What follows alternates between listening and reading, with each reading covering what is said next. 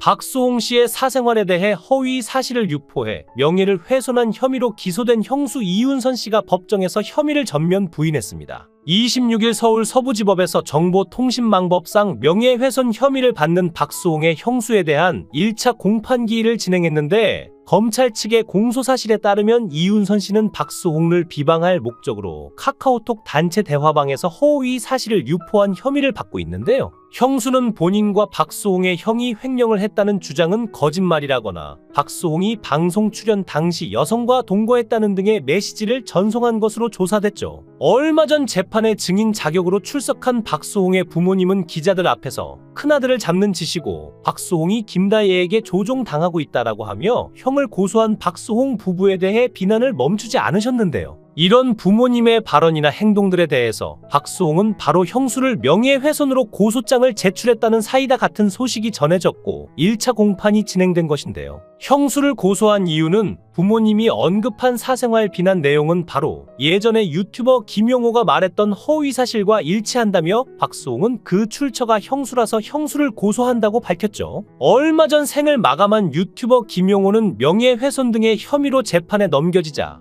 소스 제공자는 박수홍의 형수라고 증언을 한 것으로 전해졌는데요. 박수홍 김다혜의 법률대리인 노종원 변호사는 유튜브 채널을 통해서 재판정에서 김용호가 피해자 박수홍을 바라보면서 비웃는 듯한 웃음을 지으며 쳐다보았는데, 자신의 잘못을 전혀 인정하지 않는 듯한 태도였고 엄청난 이야기를 김용호 측에서 이야기했다고 전했습니다. 그것은 바로 박수홍을 향한 허위 사실을 제보한 사람이 박수홍의 형수 이윤선 씨라고 하면서 제보받은 서류를 보여주며 본인은 잘못이 없다고 주장했는데, 가족과 관련한 내용들이 김용호를 통해 공개되었을 때 의심했었는데 그 진실이 드러났죠. 박수홍은 30년이 넘는 동안 일을 하면서 형제의 처자식까지도 혼자 부양했는데, 그렇게 받기만 했던 사람들이 범죄를 저지르고 그 범죄를 숨기기 위해 김용호를 통해 이러한 일을 했다는 것이 비통한 일이 아닐 수 없습니다. 내용을 보면 심각한데요. 박수홍과 그의 아내인 김다혜, 반려묘인 다홍이까지 싸잡아 비난하고 거짓말을 해왔던 김용호의 주장들이 전부 허위이자 거짓이었죠. 김용호는 김다혜의 학력이 충주대학교 건축학과 출신의 아나운서 지망생이며 시험을 많이 봤지만 다 떨어져서 현재 직업이 무직이라고 밝히며 마치 김다혜가 박수홍의 재산을 빼돌리기 위해 접근한 것처럼 유언비어를 퍼뜨렸습니다.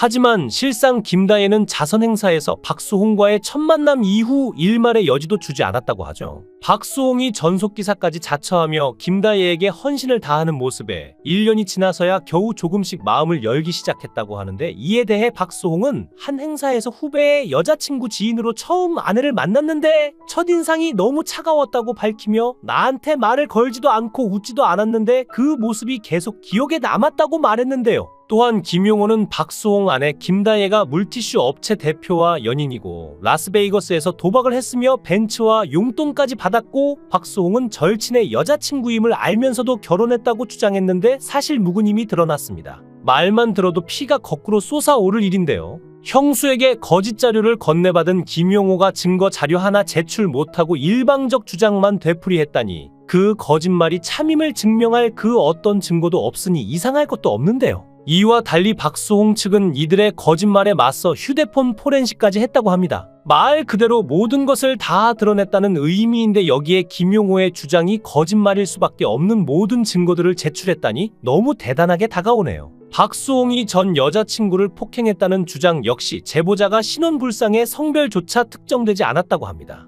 존재하지도 않은 자가 박수홍이 데이트 폭력을 했다고 주장한 셈인데, 이런 거짓말로 한 사람의 인생을 망가뜨리려 했다니 경악스럽기만 한데요. 반려묘 다홍이를 돈벌이 수단으로 섭외했다는 주장 역시 사실무근으로 밝혀졌는데, 그렇게 살아왔던 자들에게는 이해될 수 없기에 그런 주장을 했던 것으로 보입니다. 돈을 위해 아무런 증거도 없는 거짓말로 박수홍을 공격했으니 그의 삶이 어땠을지는 너무 명확한데요. 박수홍은 물질적 손해만이 아니라 억울한 누명을 쓴 채 침묵 속의 고통을 견뎌내야 하는 시간들이었습니다. 진실을 밝히기 위해 얼마나 오랜 시간 고통을 견뎌야 했을지 상상도 못할 정도였죠. 검찰은 박수홍 친형 부부의 특정 경제범죄, 가중처벌 등에 관한 횡령 혐의에 대해 친형 박진홍에게 징역 7년, 형수 이윤선에게 징역 3년을 각각 구형했습니다. 그런데 이게 끝이 아니었죠. 민사소송이 남아있는데 박수홍 씨는 추가로 피해 사실을 발견하고 나서 친형 내외가 방송 출연 등으로 발생한 매출 중 미정산된 부분에 대해서도 책임을 물어야 한다며 198억 원을 청구했는데요.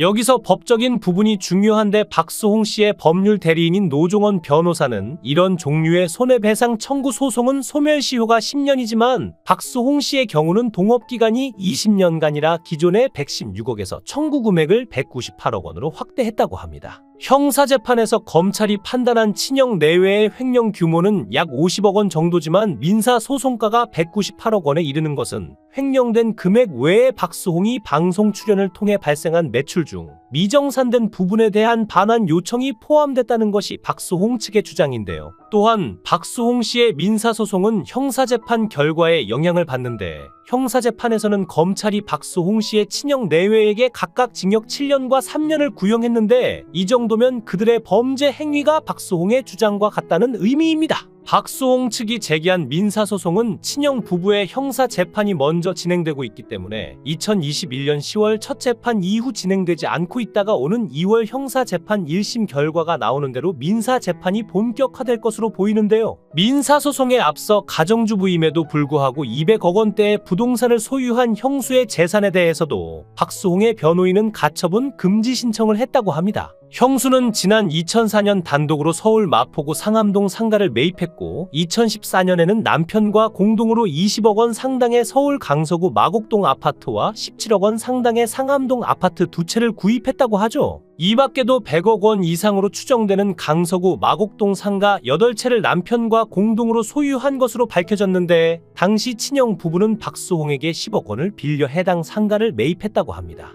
보유한 부동산 가치만 총 200억 원이 넘고 월세 수입은 수천만 원에 달하는 것으로 알려졌는데요. 그렇다면 왜 박수홍의 형 박진홍과 그의 처 이윤선 그리고 박수홍의 부모들은 법인의 회사 자금이나 박수홍의 개인 돈을 횡령하는 것에 대한 반성이나 배상 대신 오히려 박수홍을 공격하는 것일까요? 잘나가는 연예인은 가족들에게 있어 황금알을 낳는 거위로 여겨지는데 더욱이 연예인의 매니지먼트를 가족기업 형식으로 운영할 경우 공과 사의 구별 없이 임의로 자금 등을 집행하는 것에 죄책감이나 법적 책임에 대한 인식이 거의 없습니다. 박수홍의 친형 박진홍은 매니지먼트사의 대표이자 사실상 박수홍 부모를 포함한 가족들을 건사하는 가장 내지 호주로 스스로를 인식했을 개연성이 높으며 이로 인해 매니지먼트나 자금 등의 사용 등에 있어 본인이 모든 주도권과 결정권을 가지고 있다고 판단했을 겁니다. 따라서 박수홍이 벌어들인 수익을 박수홍 개인이 아닌 가족의 공동재산 개념으로 여겼기에 가족이 그 돈을 쓴 것에 대한 죄책감 대신 그에 대한 책임을 묻는 박수홍을 가족이란 공동체를 깨트리고 가족을 해하는 공격자로 인식, 박수홍을 제외한 나머지 가족 모두가 박수홍을 공격하는 것이죠. 박수홍의 친형 부부는 이번 소송에서 발생한 변호사 선임 비용도 박수홍의 출연료 통장에서 인출했으며 이후 진행된 수사 과정에서 형수 이 씨도 일부 가담한 혐의가 드러나 불구속 기소됐지만 친형 부부는 지난 공판에서 대부분 혐의를 부인했으며 변호사 선임비 횡령만 인정했습니다.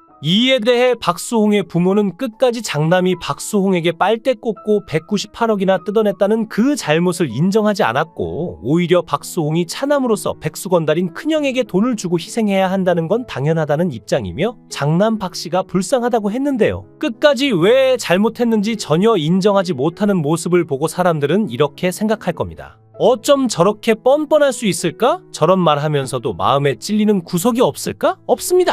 저는 적어도 현재 경험자로서 그렇게 생각하는데 당연하지 않은 것을 당연한 것처럼 여기는 안면몰수의 인간이 실제로 존재하는 걸 겪었기 때문인데요. 그리고 어느 집안이나 이런 사람들이 한둘은 있는데 남의 돈 뜯어먹으면서도 태연하고 뻔뻔하고 모렴치한 사람 말이죠. 친형은 공소 사실을 대부분 부인하면서도 구속기한 만료로 작년 4월 7일 남부구치소에서 출소한 후 불구속 상태로 재판을 받고 있는데 이런 걸 봐도 대한민국의 사법부는 다른 나라들에 비해 범죄자들에 대해 유독 편의를 봐준다는 걸 알 수 있고 괜히 대한민국이 인권국가라고 불리는 게 아닙니다. 적어도 제 경험으로는 인권이 중요해서 법이 개판이 되었다는 소리가 괜히 나오는 게 아니죠. 검찰이 친형에게는 징역 7년, 형수에게는 징역 3년을 구형했지만 아마도 이것은 구형일 뿐 실제 선고가 내려지는 것은 형수에게는 집행유예일 가능성이 큰 것 같습니다. 부부가 모두 구속되는 것은 이례적이고 박수홍의 형수는 수술을 받고 치료 중인 시아버지를 모셔야 한다고 주장하고 있기 때문인데요. 박수홍을 결혼까지 못하게 하고 거의 현대판 노예 수준으로 부려먹던 박수홍의 형은 재판에 출석해 검사의 신문을 받다가 갑자기 극심한 고통을 호소해서 10분간 휴정됐습니다. 박 씨는 박수홍을 자식처럼 키웠다면서 오열하고 아내 이 씨도 오열했는데 박 씨는 동생 박수홍이 언론 플레이를 해서 가족을 다 망가뜨리고 자녀들까지 법적으로 고소한 상황인데 자신은 동생을 괴롭히지 않았고 어떠한 입장도 밝히지 않았다고 말했는데요. 박수홍 씨 가족은 어쩌다 저렇게 된 걸까요? 돈이라는 건 참 무섭습니다. 무엇보다 박수홍은 성실하게 일했던 대가에 대한 보상이 친형의 배신이라는 점에 대해 분개했는데요. 재판정에 들어서던 박수홍은 32년간 일했는데 내 통장에는 3,380만 원 뿐이었다. 검소하게 아끼면서 내 자산을 불려주겠다고 했던 피고인들을 믿었지만 전세 대금이 들어오면 그 다음날 바로 빠져나가는 것을 확인했다. 나중에 피고인들의 횡령 사실을 알았고 전세 대금이 없어서 어쩔 수 없이 내 생명 보험을 해지하고 집을 처분해 전세 대금을 내기도 했다고 말하며 울컥하기도 했는데요. 박수홍은 형부부에 대해 한 사람의 50년 인생을 도둑질하고 삶을 파괴하려고 했던 그들의 죄를 덮기 위해서 저와 제 곁에 있는 사람들까지 파렴치범으로 몰고 가려 했던 사건이라고 말했습니다.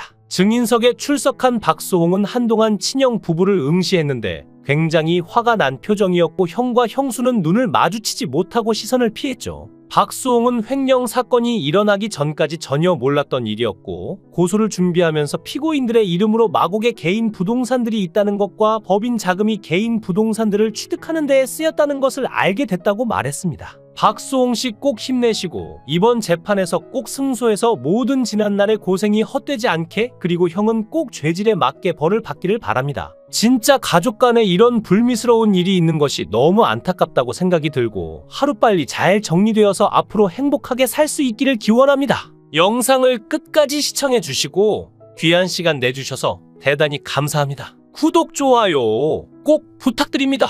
더 좋은 영상으로 보답하겠습니다. 권행